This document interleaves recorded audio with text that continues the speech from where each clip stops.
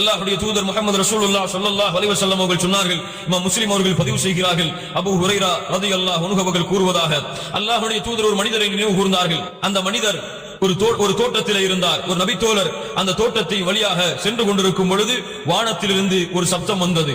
அந்த சப்தம் ஒருவருடைய பெயரை கூறியது. அந்த இடத்திலே சென்று மழை பெய்யுமாறு வானத்திலிருந்து ஒரு மேகம் கட்டளையிட்டது.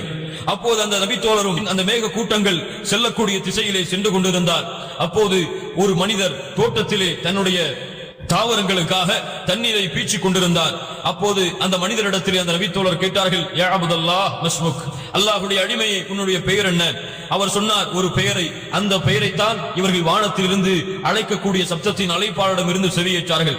யா அப்துல்லாஹ், ஏன் நீ என்னுடைய பெயரை கேட்கிறாய் என்று கேட்ட பொழுது இந்த சம்பவத்தை அந்த தோழருக்கு எடுத்துக் கூறுகிறார்கள். அப்போது சொன்னார்கள், நீ என்ன செய்கிறாய்? அல்லாஹ் ரப்பல்